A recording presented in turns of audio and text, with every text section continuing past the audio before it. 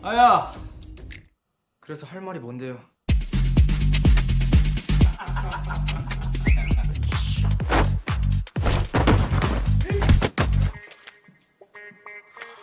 Halo Slur, kembali lagi di Campur Film, channel yang pastinya selalu menyuguhkan berbagai film-film menarik baik dari dunia nyata maupun dunia goib. Untuk alur drama yang akan kita rangkum kali ini akan sedikit menarik Slur, berjudul The Chairman is Level 9. Masih dalam tema pergelutan tapi agak sedikit berbeda.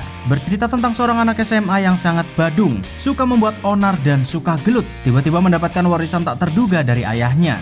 Ya, ternyata dia adalah anak dari seorang konglomerat. Saat ayahnya meninggal, dia diwariskan sebuah sekolah ternama, terbeken dan ter lainnya. Namun karena selama ini dia sangat membenci ayahnya semasa hidup, bukannya senang mendapatkan sebuah warisan, dia malah berniat untuk membalas dendam kepada ayahnya dengan berusaha menghancurkan sekolah tersebut. Namun siapa sangka ternyata sekolah yang diwariskan kepadanya itu tidak seperti sekolah pada umumnya. Walaupun dia sangat jago gelut dan ditakuti banyak orang, nyatanya dia bahkan sangat kesulitan untuk mengalahkan anak-anak di sekolah tersebut.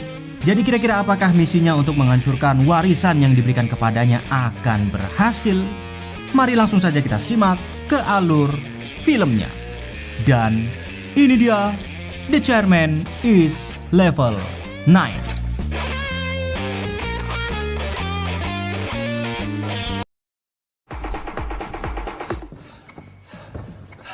Drama ini dibuka dengan seorang gangster yang bernama Pidok Jin yang sedang melatih fisik dan stamina anak buahnya. Walaupun rada-rada ya gimana gitu, gangster kok perutnya bulet-bulet kayak gini loh. Meskipun tampangnya tidak sangar-sangar banget, tapi nyatanya dia adalah seorang gangster yang cukup ditakuti di daerah tersebut. Dan ketika masih melatih anak buahnya, tiba-tiba putra sematawayangnya datang dengan wajah yang sudah babak belur. Karena tidak terima putranya sampai bonyok, ia pun mencari orang yang telah menghajar anaknya. Dan ternyata dia hanyalah anak SMA biasa dengan wajah polosnya.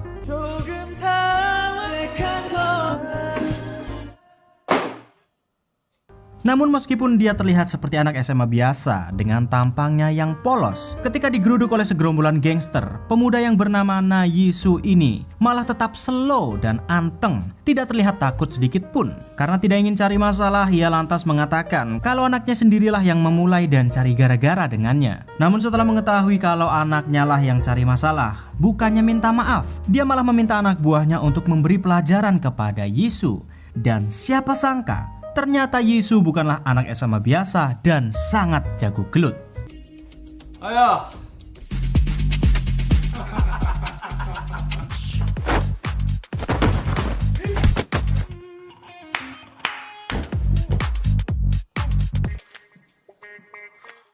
Keesokan harinya ketika Yisu sedang duduk manis di apartemennya, tiba-tiba pengacara ayahnya yang bernama Huang datang untuk memberikan kabar duka. Rupa-rupanya ayah Yisu beberapa hari yang lalu mengalami sebuah kecelakaan dan tewas. Namun bukannya sedih atau bagaimana setelah mendengar ayahnya tiada, dia malah biasa-biasa saja menanggapi kabar tersebut. Rupa-rupanya Yisu ini sangat membenci ayahnya semasa hidupnya, karena selama ini dia bahkan merasa sebagai anak yang tidak dianggap. 그래도 가시기 전에 많이 보고 싶어 하셨습니다. 끝까지 쿨한 척이시네. 그 사람을 아직도 그렇게 모르세요? Entah sekejam apa sebenarnya ayah Yisu sampai membuatnya sangat benci kepadanya. Tapi meskipun dibenci habis-habisan oleh anaknya, ternyata sebelum meninggal ia menitipkan sebuah hadiah kepadanya melalui pengacara Huang. Sebenarnya Yisu tidak berharap apa-apa setelah ayahnya meninggal, tapi tetap saja ia mendapatkan sebuah warisan yang dititipkan kepadanya, yakni sebuah sekolah SMA yang bernama Balhei. 유원장입니다. 너에게 남긴다. 아니, 바래고 오라면 SMA Balhei ini adalah satu-satunya yang paling top, paling elit dan paling berkelas di antara sekolah lainnya, di mana setiap murid Balhei selalu mendapatkan juara di setiap bidang pendidikan, dari olahraga, sains, akademik, dan lain-lainnya. Bahkan saking topnya sekolah ini, siapapun lulusan dari sekolah Balhei akan langsung diterima kerja dimanapun, di dalam negeri sampai luar negeri. Wah, keren coy. Namun setelah mendengar sekolah ini diwariskan kepadanya, bukannya senang, Yisu malah menolak dan meminta agar warisannya diganti. Walah ndol-ndol, mbok pikir iki opo? Warisan kok njaluk diganti-ganti lho, bocah gemblong memang. 아무튼 전 이딴 거 필요 없으니까 Dan karena memang warisan tersebut tidak bisa ditukar atau diganti dengan apapun, terpaksa Yisu harus menerima warisan tersebut dengan harapan dia akan menghancurkan SMA Balhae sebagai bentuk balas dendam kepada mendiang ayahnya. Walaupun sebelum menerima hak waris secara penuh, Yisu harus memenuhi syarat yang paling ia benci, yakni Yisu harus menjadi murid SMA di Balhae dan lulus dengan nilai sempurna. 내가 좆되게 만들어줄게. 학교법인 발해학원의 이사장직은 Tidak lama kemudian Yisu lantas pergi ke SMA Balhae untuk menjadi murid pindahan. Tentu dia terpaksa melakukannya untuk memenuhi syarat menjadi presdir di warisannya. Karena memang Yisu adalah tipe yang begajulan, badung dan suka gelut. Di hari pertamanya masuk sekolah, ia lantas mencoba menakut-nakuti para siswa dengan mengatakan kalau mereka harus tunduk kepadanya dan dia akan menguasai seluruh sekolah Balhae. Namun setelah mendengar ancaman dari Yisu, bukannya takut, mereka malah menganggapnya sedang berpidato. 오늘부터 바래고 내가 먹으려고 하는데 늘이 없지.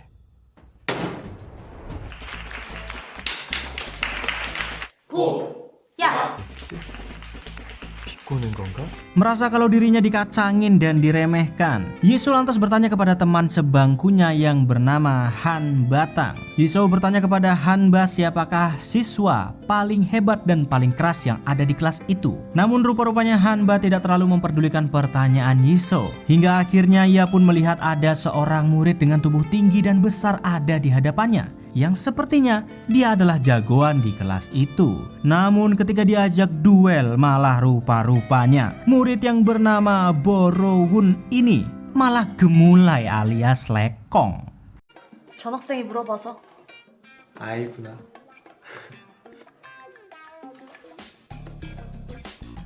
Di saat Yisu bingung dengan para murid di kelas tersebut, tiba-tiba ada satu murid yang terlihat sangat cupu yang bernama Hokyu menghampirinya dengan membawa sebuah roti. Ternyata maksud Hokyu bolak-balik memberinya roti karena ingin mengajaknya berteman. Namun karena Yisu sangat terganggu dengan kehadiran Hokyu, dia malah melempar roti pemberiannya karena merasa sikap Yisu sudah sangat keterlaluan. Hanba yang sedari tadi diam pun terganggu dan malah mengajaknya duel. Ya, siapa sangka Yisu malah harus gelut dengan seorang wanita. 네가 뭔데?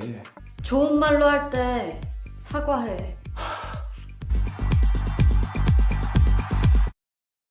Tanpa ragu sedikit pun, walaupun Hanba adalah seorang woman, Yisu tetap meladeninya dan naik ke atap untuk berduel dengannya. Namun siapa sangka ketika sampai di atap, duel yang dimaksud bukanlah gelut, tapi duel halal, duel kuis ilmu pengetahuan dan mata pelajaran. 자, 첫 번째 문제입니다. Ya, rupa-rupanya sekolah SMA Balhae ini memang agak lain daripada yang lain. Di sekolah ini sangat disiplin, tertib dan tidak ada yang namanya kekerasan atau perkelahian. Peraturan di sekolah ini mengharuskan para muridnya jika mempunyai masalah dengan murid lainnya, maka mereka harus menyelesaikannya dengan duel halal seperti ini, lomba ilmu pengetahuan. Dan karena memang Yisu selama ini adalah murid yang badung, yang hanya tahu menyelesaikan masalah dengan berkelahi, tentu saja ia pun kalah dalam duel ilmu pengetahuan seperti ini. 이 판대 이름은 무엇일까요? 완전 미친놈들 아니야? Setelah kalah duel dengan Hanba, para murid di sekolah itu pun menertawakan Yisu karena ia minim ilmu pengetahuan. Ternyata peraturan duel kuis sengaja dibuat oleh mendiang ayahnya Yisu agar tidak ada kekerasan di sekolah tersebut, yang diharapkan para murid pun bisa menjadi cerdas secerdas-cerdasnya. Namun walaupun sekolah Balhae sudah disetting sedemikian rupa agar tidak ada kekerasan, nyatanya pembulian juga tidak luput terjadi di sekolah ini. Contohnya seperti siswi yang bernama Yunbin. Dia terlihat sangat takut kepada salah satu siswi dan menuruti semua permintaannya. 하여튼 공부 좀 한다고 싸가지 없는 걸 품.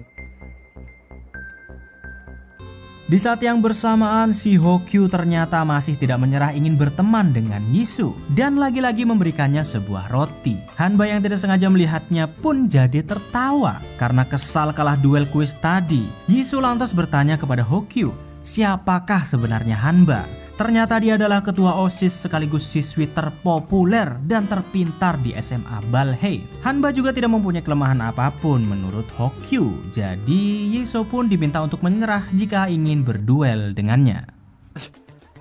이 새끼 뭐가 이렇게 다 쉬워? 아, 우린 전부 다 친한데. Begitu jam makan siang tiba, alangkah terkejutnya Yisu. Ternyata menu makan siang di sekolah tersebut menggunakan lobster, guys. Salah lah. Mantep. Karena merasa terkejut sama kayak aku yang nge-review drama ini, Yisu pun protes kepada mbak-mbak kantin. Namun si mbak-mbak tukang kantin mengatakan kalau sudahlah, nggak usah protes, makan saja lobstermu. Kalau kurang nanti bisa tambah. Enak pol. 이렇게 주면 뭐가 남아요? 잘 먹겠습니다. 그래, 맛있게 먹어. Ya, ternyata makan siang mewah seperti ini juga kebijakan mendiang ayahnya. Dan mungkin alasan inilah kenapa murid-murid di sekolah Balhei bisa berprestasi dan cerdas-cerdas. Melihat betapa di luar nalarnya kualitas makanan di sekolah Balhei, Yisu pun semakin berniat untuk menghancurkan standar yang sudah dibuat oleh mendiang ayahnya.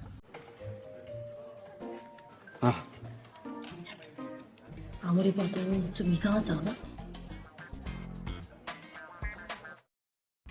Dan benar saja keesokan harinya Yisu lantas mengganti menu makanan mewah di sekolah Balhei dengan menu makan siang ala-ala militer. Bahkan langsung diawasi oleh anggota militer itu sendiri. Ternyata Yisu bisa merubah menu makanan tersebut karena sudah menelpon kepala sekolah dan protes kepadanya tentang betapa borosnya anggaran untuk makan siang mereka. Tentu Yisu bisa melakukannya karena dia adalah presdir baru di sekolah Balhei. Namun tentu saja sang kepala sekolah tidak tahu kalau Yisu adalah presdir baru mereka. Tapi yang mengejutkannya ternyata setelah menu makan siang itu diganti dengan makanan seadanya ala militer, para murid tajir di sekolah tersebut tidak ambil pusing. Mereka malah membawa koki sendiri dari restoran bintang 5 untuk menyediakan makan siang mereka. Agak lain memang anak orang kaya, guys.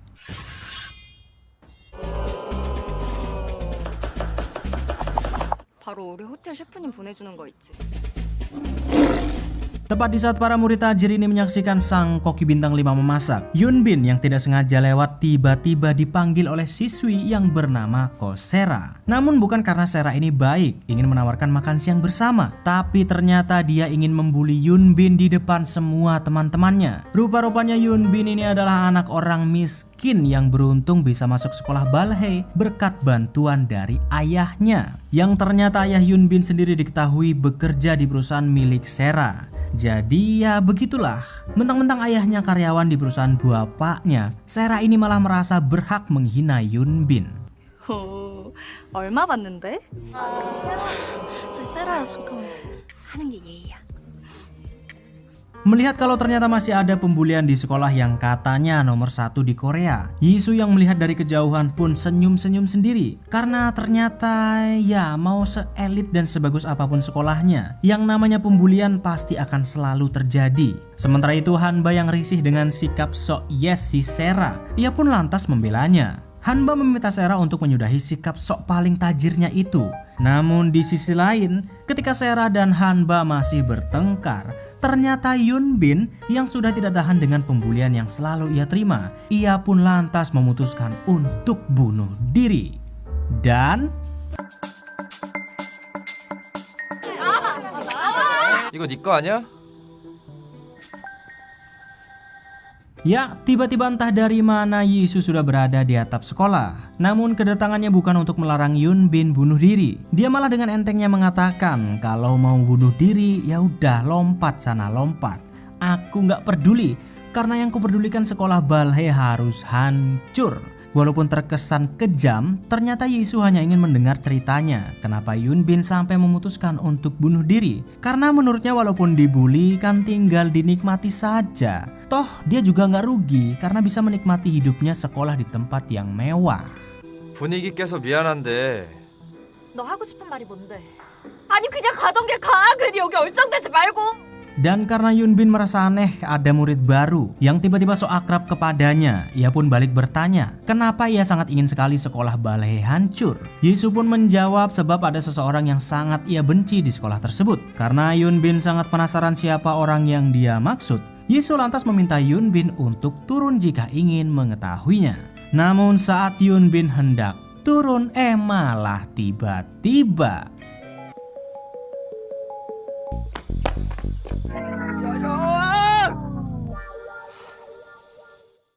Setelah kejadian itu, ia pun jadi bahan pembicaraan karena adegan penyelamatan Yoon Bin yang sangat romantis. Seluruh murid-murid di sekolahnya pun sangat kagum kepadanya. Pokoknya Jisoo jadi trending topik di SMA Balhae. Hingga pada akhirnya Yoon Bin yang sudah diselamatkan pun mulai kesem-sem dengan Jisoo. Mereka jadi semakin dekat walaupun belum mengenal satu sama lain. Bahkan yang biasanya Jisoo jutek, dia tiba-tiba malah mau memberikan nomornya kepada Yoon Bin. Sepertinya Yoon Bin mulai menyukai Jisoo. 넌 진짜 좋은 애인 것 같아.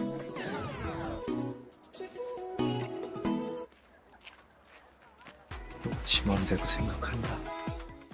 Dan ketika jam istirahat tiba, diam-diam Jisoo selalu masuk ke dalam ruangan presdir untuk menghabiskan waktunya. Tentu sah-sah saja karena memang sekolah itu akan menjadi miliknya. Namun pengacara Hwang meminta Jisoo untuk tidak terlalu gegabah terlebih dahulu karena bisa saja warisan itu akan direbut oleh pamannya. Yang ternyata Jisoo mempunyai paman yang serakah yang sejak dahulu selalu berusaha mengambil paksa harta milik mendiang ayahnya.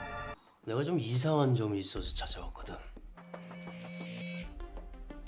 어떻게 된 거야? Di tempat lain, tepatnya di sebuah diskotik, sekelompok pemuda yang saat itu sedang mabuk-mabukan membicarakan Jisoo yang tidak pernah lagi kelihatan batang hidungnya. Rupa-rupanya mereka adalah musuh Jisoo di sekolah lamanya. Namun ada yang coba-coba cari keuntungan. Seorang pemuda yang bernama Dae-hee ini mengatakan Jisoo tidak pernah nongol lagi karena dia sudah menghajarnya habis-habisan sampai Jisoo bersujud-sujud minta ampun katanya. Ternyata Dae-hee ini berbohong karena dia adalah anak si gangster yang di awal episode tadi. Yang nyatanya dialah yang dihajar habis-habisan oleh Jisoo. Rupa-rupanya dia hanya tidak ingin dianggap sebagai pecundang dan mengatakan sebaliknya. 너희도 뭐 필요한 거 있으면 언제든지 말해. Hingga saat mereka baru saja keluar dari bar, tidak sengaja di tengah jalan mereka malah melihat Jisoo yang saat itu sedang chattingan dengan Yoon Bin. Tentu saja saat teman-temannya meminta Dae-hee untuk maju dan memberi pelajaran kepada Jisoo, ia pun langsung pucat karena memang ya dia cuma berbohong tentang sudah mengalahkan Jisoo tempo hari. Namun ketika Jisoo hendak memberi pelajaran kepada para cacenguk ini, tiba-tiba teman-teman sekelasnya Hanba dan yang lainnya yang ada di sekitar tempat itu pun mencoba membantunya. Tapi ada salah paham di sini. Karena melihat Jisoo dikeroyok, Hanba mengira kalau ia hanya pria culun yang selama ini cuman sok kuat. Mereka nggak tahu aja kalau Jisoo sebenarnya si murid Badung yang jago gelut. Tapi siapa sangka karena salah paham itu akhirnya Jisoo pun mengetahui ternyata Hanba selain pintar, dia rupa-rupanya juga jago gelut, bahkan lebih hebat darinya. 마지막 경고야. 어쩔 건데?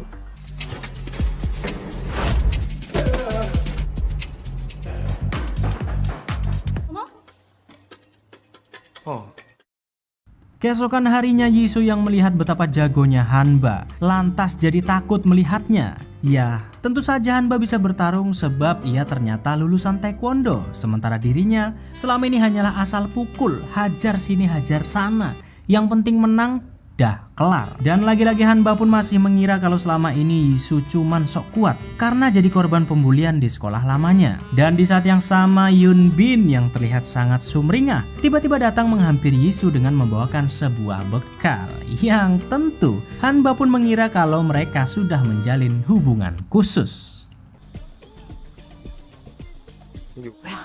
대만데 괜찮으면 같이 점심 먹을래? 괜찮아? Sementara itu di ruang guru ternyata para guru di sekolah Balhae sudah mencurigai Jisoo kalau dia adalah presdir baru di sekolah mereka. Tentu mereka bisa menyimpulkan demikian karena waktunya bertepatan dengan kematian presdir lama dan kedatangan Jisoo yang tiba-tiba. Apalagi sejak kedatangannya, sekolah Balhae jadi berubah 360 derajat. Dari tiba-tiba ada guru baru yang mengajar etika, ruang perpustakaan dijadikan diskotik, sampai menu makan mewah mereka yang diganti dengan makanan ala militer. Namun tentu saja itu semua cuman asumsi, karena menurut mereka ya nggak mungkin presdir baru masak seorang bocil. 무슨 관계는 아닐까요? 그럼 혹시 Ketika jam istirahat tiba, Yisu dipanggil oleh pengacara Huang untuk mewanti-wanti dirinya agar mendapatkan nilai baik selama menjadi murid di sekolah Balhae. Karena syarat agar ia bisa mendapatkan warisan tersebut, ya memang Yisu harus lulus dengan nilai yang bagus. Mendengar semua syarat itu, Yisu pun menolak karena dia memang entah kenapa sangat tidak suka dengan sekolah. Hingga saat hendak pergi, tiba-tiba pamannya mampir sekolah Balhae untuk menemuinya. Namun Yisu langsung dengan ketus menghina pamannya yang sangat serakah, yang selalu ingin mendapatkan harta mendiang ayahnya dengan cuma-cuma. Tentu dihina oleh seorang bocil, pamannya pun langsung naik pitam. 사생활이 커버 못 칠 정도로 더럽고. 뭐 임마? 이 새끼가 미쳤나 진짜.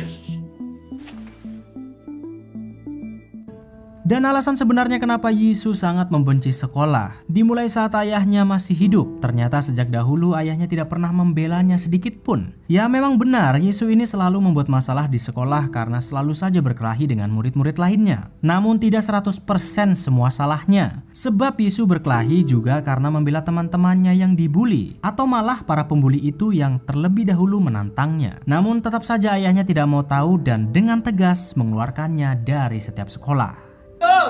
다 지 맘대로 해도 되는 거냐고! 제가 잘못 고르신 탓입니다.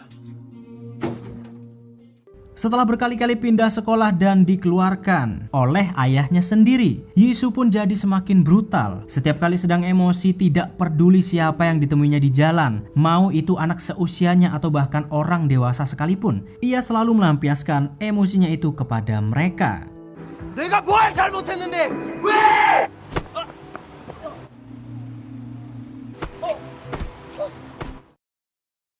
Dan setelah sekian bulan Yisu masuk ke sekolah Balhae, sekolah yang diwariskan oleh mendiang ayahnya itu, kini misinya untuk menghancurkan sekolah tersebut agak sedikit teralihkan. Karena rupa-rupanya setelah sekian bulan menjadi murid di sana, Yisu sudah mulai nyaman dengan semua teman-teman barunya, terutama dengan Hanba. Tapi semua itu tidak lepas kaitannya karena Yisu harus bersungguh-sungguh mendapatkan nilai yang bagus agar warisan tersebut bisa sah menjadi miliknya.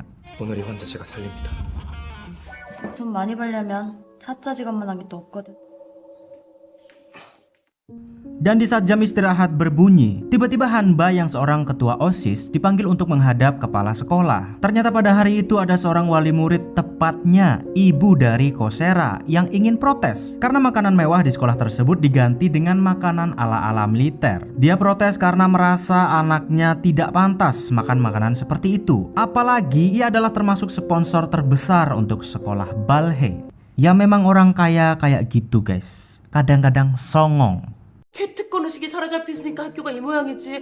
저희도 면담을 요청해 봤지만 아유 참. Namun mendengar protes tersebut yang seolah-olah para murid-murid kalangan atas harus diprioritaskan, Hanba pun agak sedikit tersinggung. Karena menurutnya, semua murid harus dilakukan setara. Kalaupun ada hak istimewa, yang berhak mendapatkannya bukanlah anak orang kaya, tapi murid yang pantas dengan nilai terbaik di sekolah Balhae lah yang berhak atas perlakuan istimewa tersebut. Dan yang tentu saja mendengar pembelaan dari seorang siswi, Ibu Sera pun sangat tersinggung dan merasa Hanba tidak sopan. 얘 말하는 거 봤죠? 굳이 제가 앉아있을 필요는 없을 것 같네요.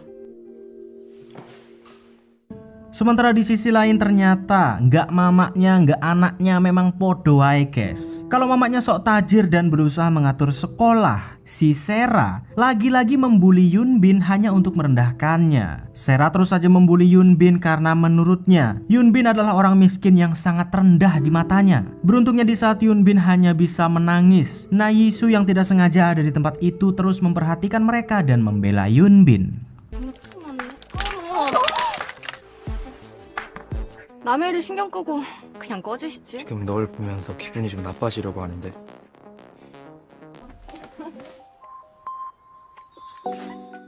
Setelah lagi-lagi ditolong oleh Yisu, Yunbin pun semakin nempel dengannya, kayak perangko. Bahkan Yisu terpaksa harus menemaninya untuk belanja kosmetik sampai malam hari. Padahal yang dibeli cuma lipstik, tapi mereka malah jadi berdebat. Gimana enggak coba? Kalian kalau wong lanang pasti juga sama pemikirannya. Coba lihat ini. Ini semua warnanya kan persis pink ya. Warnanya pink kan? Tapi Yunbin alias para woman, mereka bisa nyebut warna pink ini dengan nama-nama yang lain. Aneh-aneh malah namanya. Piye coba? Wong lanang yang nggak mumet ke piye nek disuruh ikut belanja kosmetik koyong ini. 그게 이름이야? 이렇게 센스가 없어서 어떡해. 이수랑 은빈이 아니야? 둘이 분위기 뭐야? Keesokan harinya saat jam mata pelajaran matematika, Yisu yang memang sangat blow on tentu sangat kesulitan untuk menjawab soal dari gurunya. Sampai-sampai ia merasa direndahkan karena saking blow onnya. Karena tidak terima harga dirinya hancur di pelajaran matematika, Yisu pun meminta kepala sekolah untuk menambahkan mata pelajaran baru untuk membalas dendam, yakni sebuah mata pelajaran game. CS가 게임의 판도를 바꾸는 것도 모르세요? 교장 선생님께서 글로벌 트렌드를 따라갈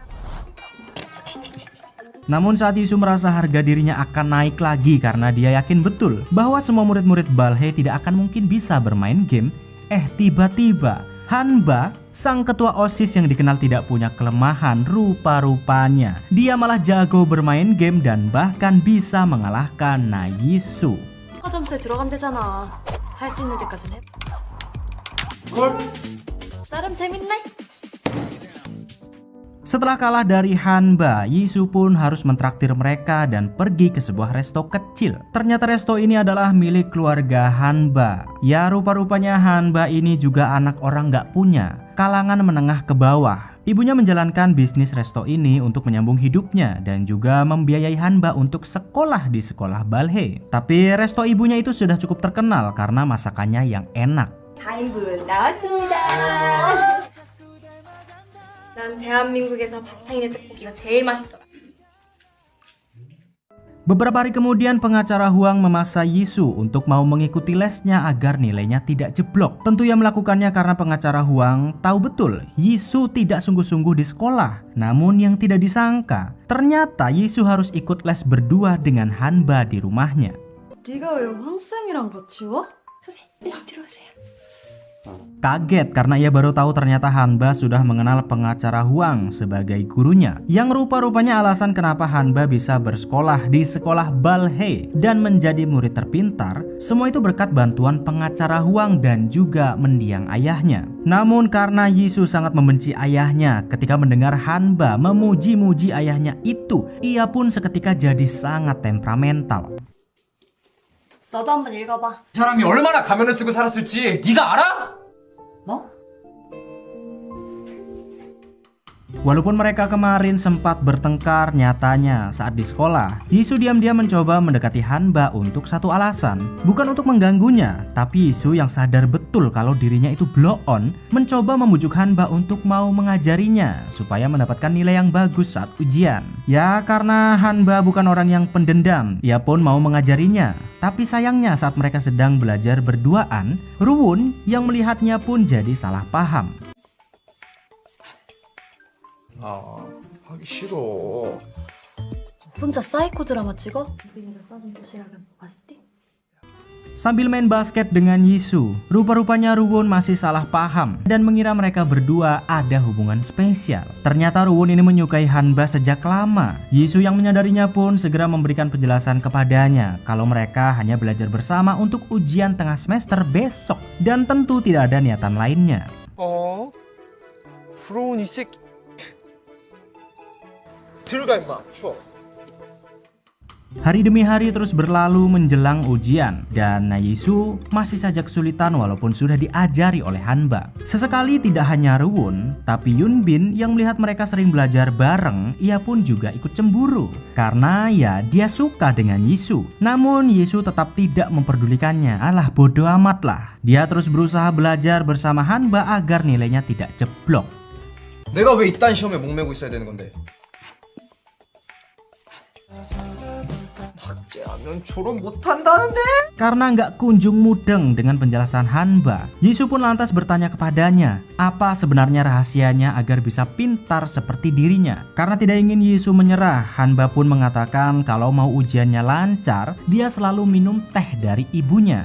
Hanba juga memberikan sebuah pena kepada Yisu yang menurutnya pena tersebut membawa keberuntungan dan selalu mendapatkan nilai 100 dengan pena itu. Walaupun Hanba sebenarnya hanya ingin berusaha memotivasi Yisu, ternyata sejak ia belajar menggunakan pena tersebut, malah Yisu jadi sedikit lebih cerdas, bahkan bisa mengerjakan soal matematika yang terbilang sulit.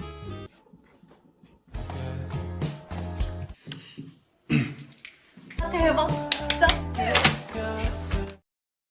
Hingga saat harinya tiba, ujian tengah semester pun akhirnya dimulai. Tidak lupa ibunya selalu memberikan bekal teh agar Hanba bisa lebih konsentrasi saat ujian. Semua murid pun dengan serius mantengin kertas ujiannya masing-masing tanpa ada yang bisa nyontek. Begitu juga dengan Yisu. Kini ia sudah nggak blow on lagi dan malah sangat serius. Dan setiap kali Hanba merasa deg-degan, teh buatan ibunya pun ia seruput agar fokusnya kembali. Namun entah kenapa di saat jam ujian berikutnya tiba-tiba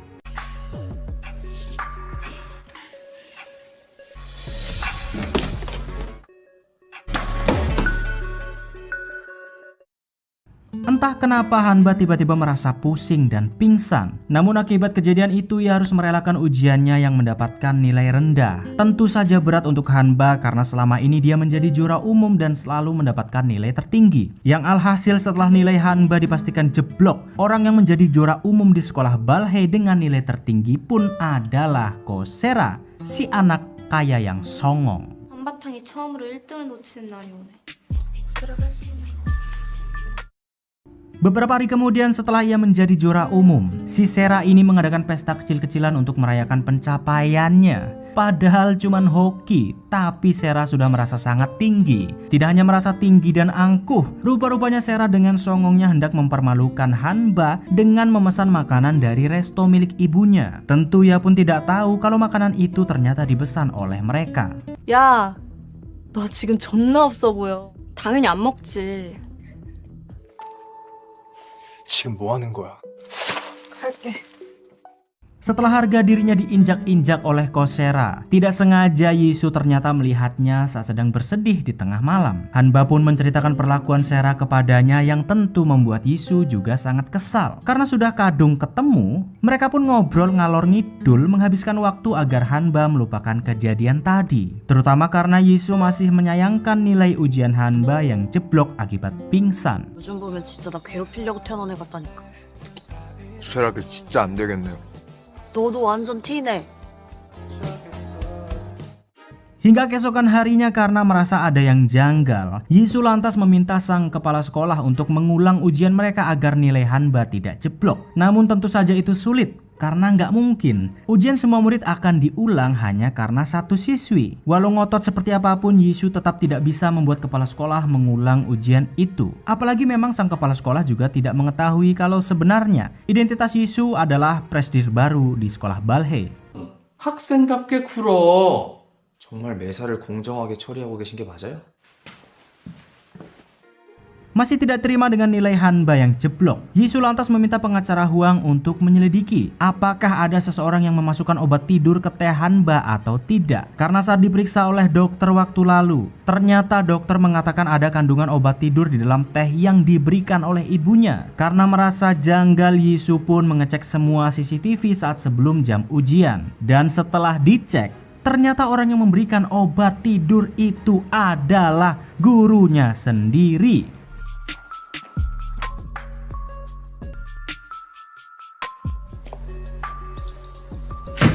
Ya entah kenapa alasan gurunya itu melakukan hal sepicik itu. Padahal selama ini si Pak Guru Yu dikenal sangat baik dan lemah lembut. Namun setelah mengetahui semua kebusukannya, Yisu pun melabraknya dan memintanya untuk mengaku. Tapi setelah semua perbuatannya itu diketahui, bukannya meminta maaf, Pak Guru Yu malah mencoba membunuh Yisu untuk menghilangkan barang bukti dan juga saksi. 과연 선생님이라는 사람이 할 짓인가 싶긴 해서요. 오냐오냐 했더니 이제 아주 선을 넘네. 이거!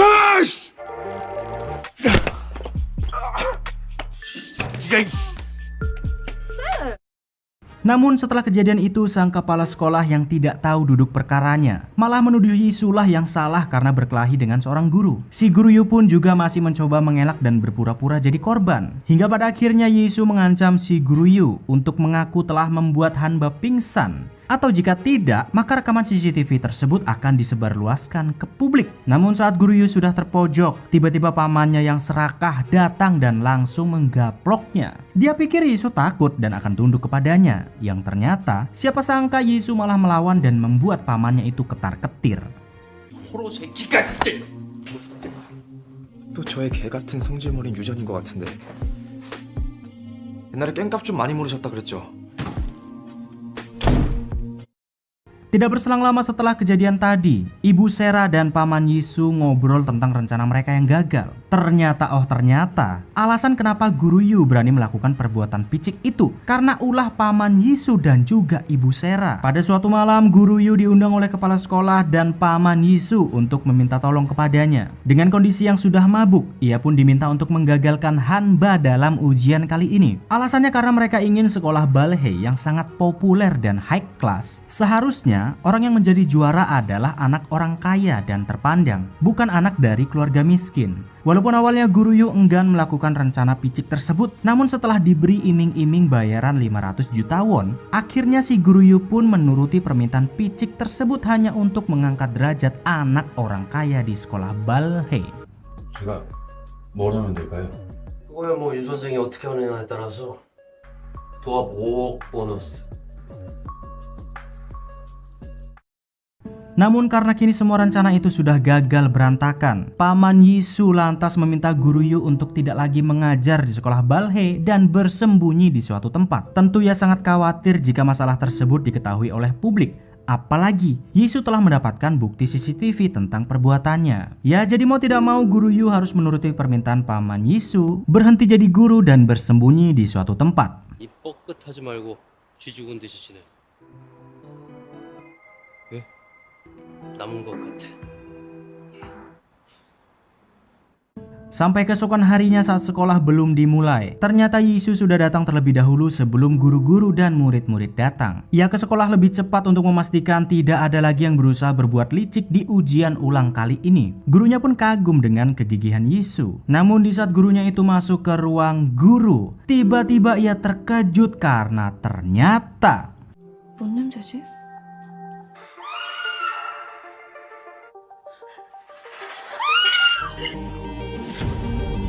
ya rupa-rupanya si Guru Yu sudah tewas tergantung bunuh diri di sekolah ballet. Entah benar Guru Yu tewas bunuh diri atau tidak, namun sekolah tetap harus melakukan ujian ulang itu dikala mereka sedang berduka. Hingga tidak berselang lama saat ujian akan dimulai, tiba-tiba ada seorang polisi yang datang dan mencari Yisu. 실례지만 나이수 학생 있나요? Tentu saja Yisu dipanggil karena ia adalah orang terakhir yang bertemu dengan Guru Yu alias bertengkar dengannya. Pihak kepolisian menuduh dan mengira Yisu adalah penyebab dari tewasnya sang guru. Karena mereka mendapati laporan hidupnya sangat tertekan setelah Yisu menuduhnya telah mencelakai salah satu murid. Tentu Yisu pun menyangkal tuduhan tersebut dan meminta polisi untuk melihat rekaman CCTV. Namun begitu dilihat, yang anehnya tiba-tiba rekaman CCTV pada hari itu sudah hilang tanpa jejak. 하는 그 얘기가 근거가 있는 얘기인가? TV로 제가 직접 봤는데 유 선생님 유서에서 나이수 학생의 이름이 나왔어.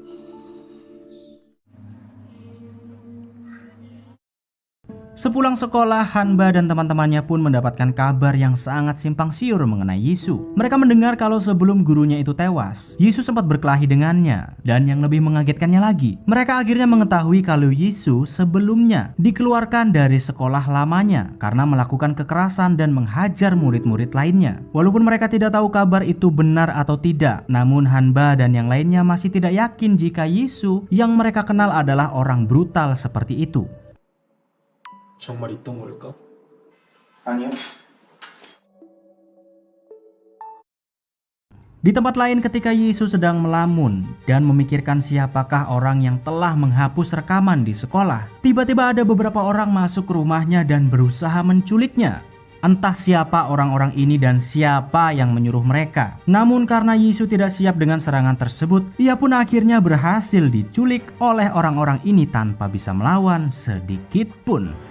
Hingga tiba-tiba 야, 적당히 패스해지 새끼야.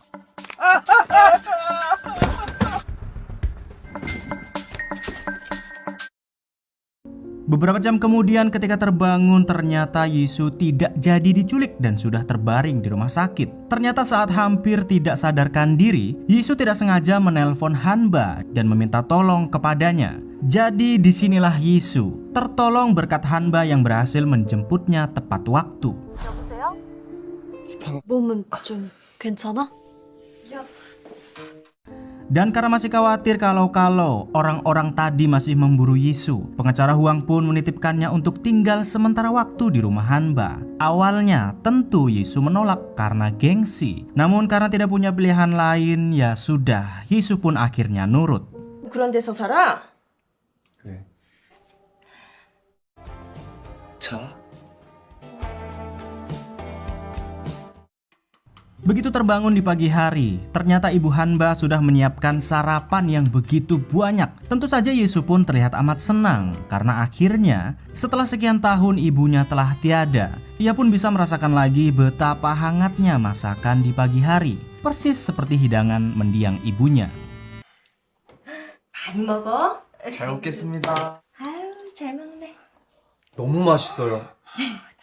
Dan ketika sampai di sekolah, ternyata teman-teman sekelasnya yang walaupun sudah mengetahui kalau Yisu dahulu adalah murid badung yang suka gelut, nyatanya mereka tidak mengasingkannya dan malah sangat mengkhawatirkannya. Apalagi setelah kejadian tewasnya Guru Yu dan ada beberapa orang yang mengincarnya. Namun setelah semuanya berlalu dan sudah clear, sesuatu yang sangat dinanti-nantikan oleh Yisu pun akhirnya tiba juga, yakni hasil ujian. Ternyata setelah usaha kerasnya selama ini belajar dengan Hanba, akhirnya nilai ujian Yisu pun tidak jeblok lagi dan sudah di atas rata-rata. 나이스는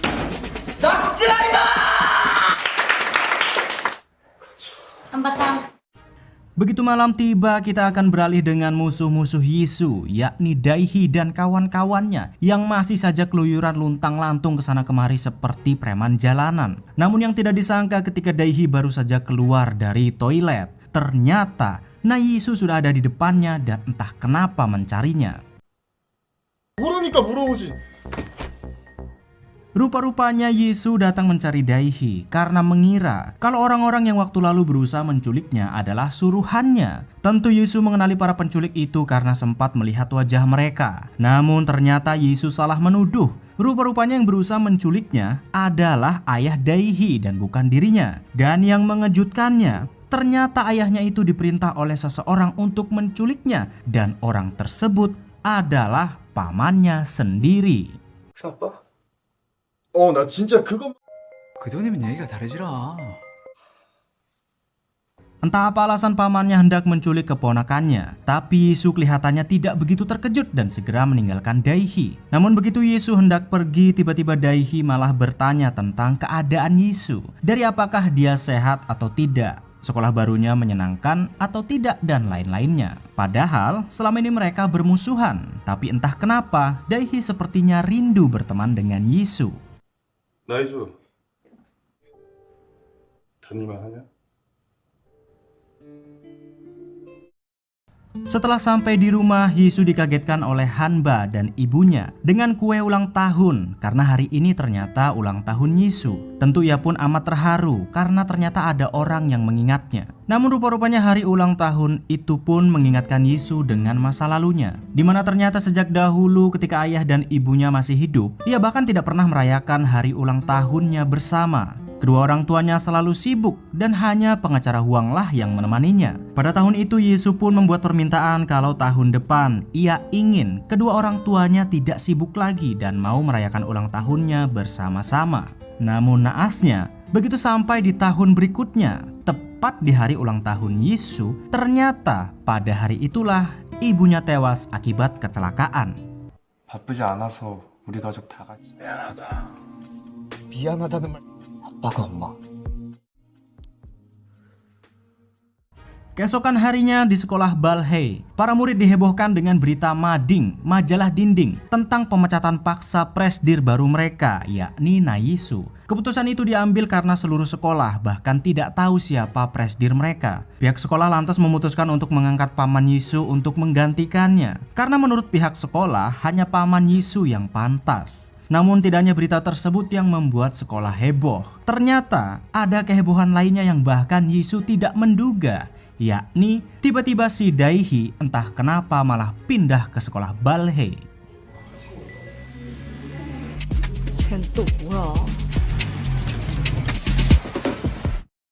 Begitu masuk ke dalam kelas, Dae-hee yang hendak diperkenalkan kepada murid-murid lainnya ternyata konyolnya melakukan hal yang sama seperti Yisu dahulu. Ia tiba-tiba sok keras menyerobot gurunya dan mengatakan bahwa dia adalah orang yang akan menguasai seluruh sekolah Balhae. Tentu saja Yisu yang melihatnya pun jadi tertawa geli karena ya seperti melihat dirinya beberapa bulan lalu saat pertama masuk sekolah Balhae.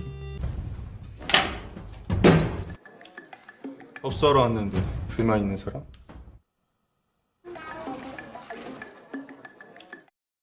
Karena tidak habis pikir kenapa tiba-tiba Dae-hee pindah ke sekolah Balhae, Yisu lantas mencoba bertanya langsung kepadanya dan ingin mengetahui alasannya. Entah memang Dae-hee ini hanya sekedar iseng atau gimana. Ternyata ia susah payah pindah ke sekolah Balhae dengan sogok menyogok hanya karena merasa kesepian sejak Yisu yang tidak lagi menjadi lawannya. Namun karena Yisu sudah nggak peduli dengan pertikaian lama mereka, dia pun membiarkan Dae-hee untuk melakukan apa yang hendak ia lakukan di sekolah Balhae.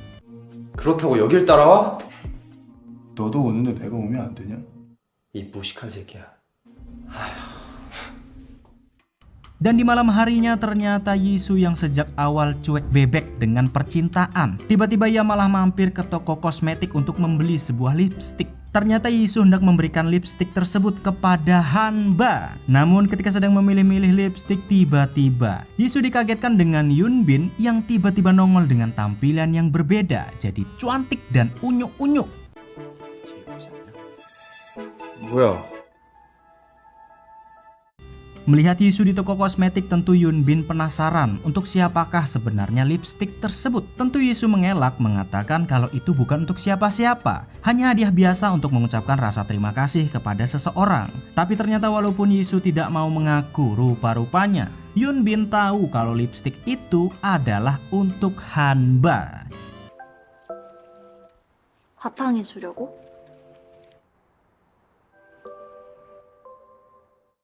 Keesokan harinya di sekolah, Yunbin yang baru saja masuk ke kelas tiba-tiba kembali dirundung oleh Sera dan teman-temannya. Kali ini mereka merundungnya karena mengetahui Yunbin suka dandan dan menjadi seorang YouTuber. Sera pun terus saja mengganggu Yunbin, bahkan mengancam akan memecat orang tuanya jika ia tidak mematuhi semua perintahnya.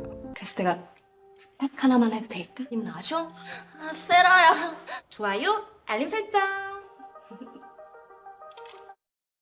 Hingga tidak berapa lama kemudian saat jam pelajaran baru saja akan dimulai, tiba-tiba Hanba dipanggil ke ruang kepala sekolah entah untuk apa. Ketika masuk ternyata di sana sudah ada Yunbin yang terlihat sangat gugup. Rupa-rupanya Hanba dipanggil karena ia dituduh telah membuli Yunbin, bahkan sampai memalaknya sejak masuk ke sekolah. Tentu saja Hanba heran kenapa ia dituduh seperti itu, karena mereka selama ini nyatanya berteman baik. Ternyata Yunbin tega menuduh Hanba melakukan semua pembulian itu karena menuruti perintah Sera agar orang tuanya tidak dipecat dari perusahaan ayahnya. 네? 없던 일을 만들어서 이런 식으로 해결하는 게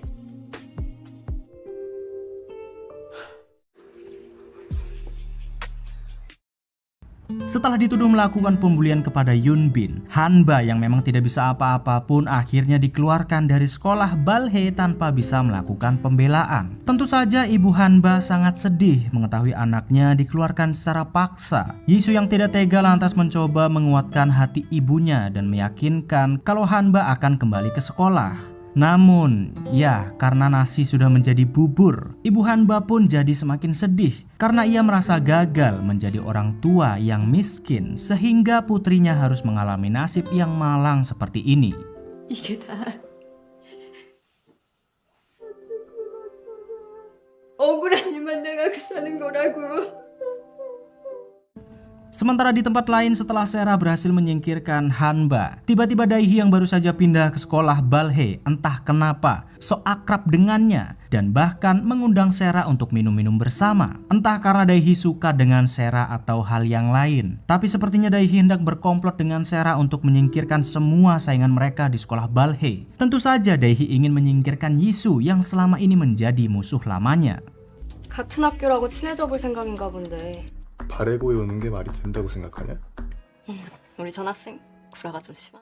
Di rumah sendiri saat Hanba masih sedih akibat dikeluarkan paksa oleh sekolah Balhae, Yisu yang tidak bisa membiarkannya pun meminta Hanba untuk melawan balik jika ingin kembali ke sekolah. Ya, karena memang Hanba hanya difitnah dan tidak bersalah. Kejadian fitnah seperti ini pun jadi mengingatkan Yisu saat ia dikeluarkan paksa oleh ayahnya dari sekolah lamanya. Ternyata pada hari itu, Yisu menghajar murid-murid lainnya karena ia tidak tahan melihat Daihi dan teman-temannya selalu saja membuli murid yang lemah. 자,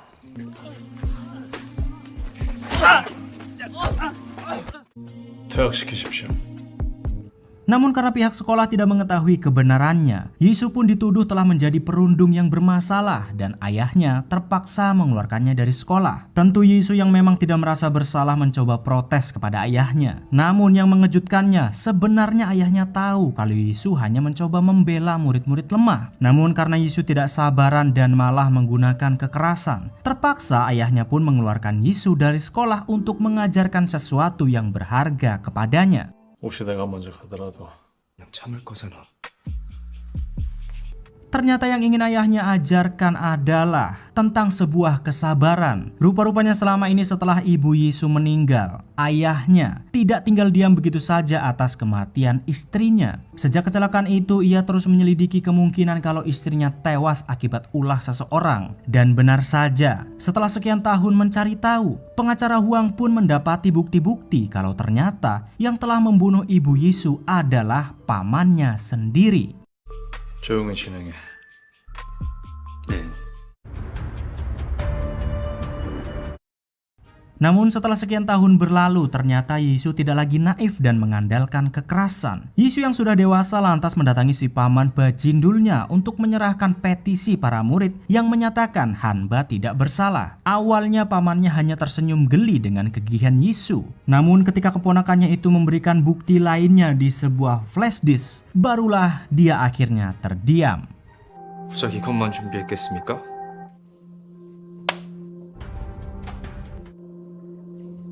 Ternyata Yisu berhasil mendapatkan bukti kalau Hanba hanya dijebak oleh Sera berkat bantuan Daihi. Rupa-rupanya Daihi pindah ke sekolah Balhae bukan untuk mengganggunya, tapi untuk membantu Yisu. Ternyata dahulu kala sebelum mereka bertengkar, Daihi dan Yisu adalah sahabat yang sangat dekat, bahkan tidak bisa dipisahkan. Dan kini, setelah mereka akur kembali, Daihi pun membantu Yisu untuk mengungkap fitnah Sera kepada Hanba. Bahkan tidak hanya itu, rupa-rupanya Yisu juga sudah mengetahui kalau Guru Yu tewas akibat ulah ayah Daihi dan diperintah langsung oleh pamannya. Tentu saja yang awalnya ia meremehkan Yisu, akhirnya kepala sekolah dan pamannya pun jadi ketar-ketir dibuat oleh Yisu.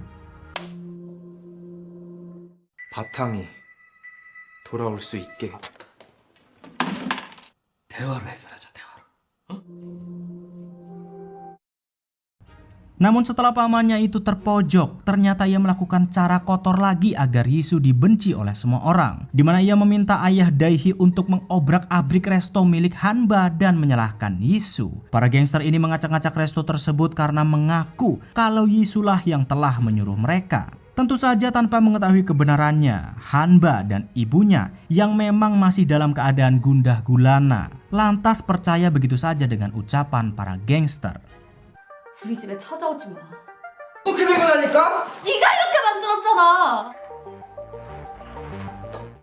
Keesokan harinya di sekolah ketika pamannya merasa sudah menang, ia pun menjadi satu-satunya kandidat untuk mengambil alih sekolah Balhae dan menjadi presidir baru. Para murid dan staf guru tidak ada yang menolak karena mereka tidak tahu bahwa Yisu selama ini adalah presidir mereka. Namun ketika palu akan diketok, tiba-tiba Yisu pun akhirnya datang dan memutuskan untuk memberitahukan semua orang bahwa ia selama ini adalah presidir baru mereka di sekolah Balhae. 잠시만요. 정숙 부탁드립니다. 학교법인 큰 그림의 현직 이사장. Setelah mengungkapkan identitasnya kepada sekolah Balhae, semua murid-murid dan guru-guru pun terkejut karena ternyata Yisu adalah presidir mereka. Teman-temannya dan juga Hanba yang kini sudah kembali ke sekolah pun tidak menyangka akan hal itu. Namun di sisi lain, pengacara Huang yang benar-benar sudah mengetahui kalau akhirnya Yisu sang anak badung kini benar-benar mencintai sekolah dan tulus ingin menjadi seorang presidir. Senjata utama yang selama ini disimpan dari pemberian mendiang ayahnya pun lantas diberikan kepada Yisu untuk menggagalkan rencana licik pamannya. 그래서 도련님에게 남긴 마지막 메시지가 아닐까. Ternyata berkas yang dititipkan oleh mendiang ayahnya adalah sebuah rekaman ibunya yang selama ini sebenarnya sangat menyayangi Yisu. Ibunya itu bahkan hampir setiap hari membuatkan menu sarapan untuknya dan mengabadikannya menjadi sebuah konten. Di dalam handphone itu juga, ayahnya telah memberikan semua bukti-bukti yang ia temukan kalau ibunya ternyata tewas akibat ulah pamannya yang merusak rem mobil saat ibunya hendak pergi meresmikan sekolah Balhae. Tentu saja semua bukti-bukti ini diberikan kepadanya agar Yisu suatu saat nanti bisa membalaskan dendam kedua orang tuanya.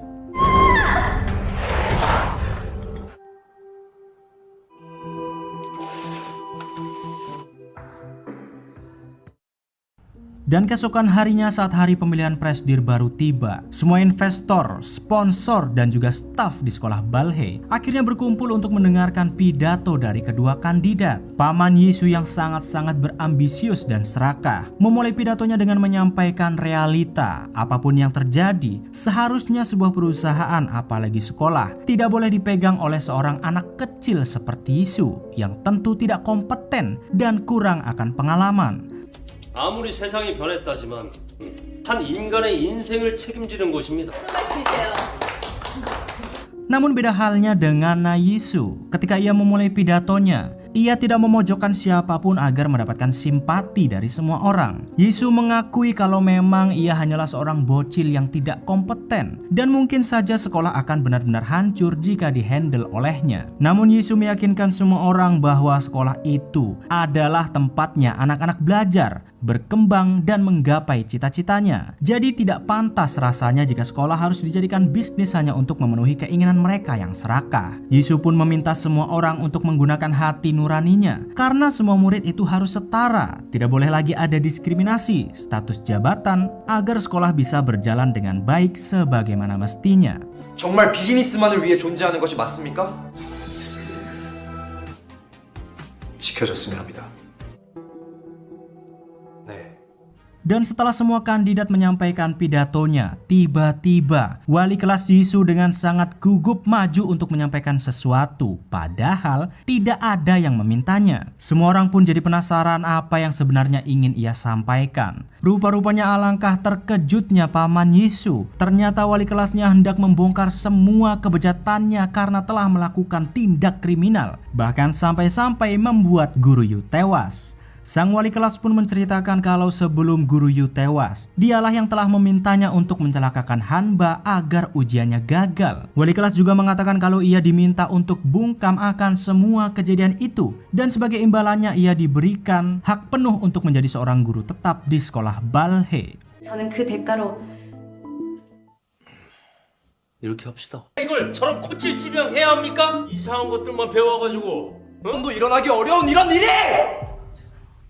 Setelah semua orang terkejut dengan fakta tersebut, Yisu pun menambahkan fakta baru kepada semua orang tentang kebejatan pamannya yang telah merenggut kedua orang tuanya. Yisu juga memberitahukan kalau selama ini pamannya itu telah menggelapkan dana yayasan dengan nilai yang sangat fantastis. Dan untuk membuktikannya, pengacara Huang lantas menampilkan semua bukti-bukti tersebut di layar monitor. Dari bukti penggelapan dana, sampai cara ia membunuh kedua orang tua Yisu dengan merusak rem mobil mereka agar terlihat seperti kecelakaan.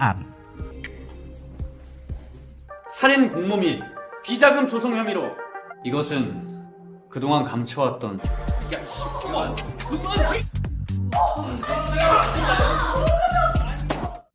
Beberapa hari kemudian setelah kejahatannya terbongkar, Paman Yisu pun akhirnya ditangkap oleh kepolisian atas tuduhan penggelapan dana dan pembunuhan kedua orang tuanya. Berita itu pun menghebohkan semua orang, terutama sekolah Balhae. Sementara itu Yisu yang akhirnya menjadi presdir pun diterima dengan baik oleh seluruh siswa dan teman-temannya. Bahkan kini Yisu, Hanba, dan juga Yunbin terlihat sudah akur dan berbaikan. Dan yang walaupun awalnya Yisu datang ke sekolah dengan tujuan ingin menghancurkan warisan tersebut untuk membalaskan dendam kepada ayahnya, siapa sangka kini Yisu malah jadi semangat belajar dan menjadi presdir yang sah untuk sekolah Balhae. 난 이사장이야. 그거 전교생 이미 다 갖고 있는 거거든? 결국 나는 학교로 돌아오게 되었다. Dan itulah akhir kisah Yisu, seorang pewaris tunggal yang gagal membalaskan dendamnya dan malah merubah hidupnya menjadi lebih baik. Itulah dia keseluruhan cerita dari drama The Chairman is Level 9. Gimana drama kali ini, Slur? Cukup ringan lah ya. Lumayan untuk mengisi hari-hari kita yang lagi gabut. Jadi buat kalian yang butuh asupan film-film menarik dan mengserukan lainnya, yuk jangan lupa disubrek dulu, karena dijamin film-film yang dirangkum di channel ini akan menghibur dan menghilangkan kegabutan kalian. Ya wes, aku tak pamit. Sampai jumpa di alur film selanjutnya. Dan ciao.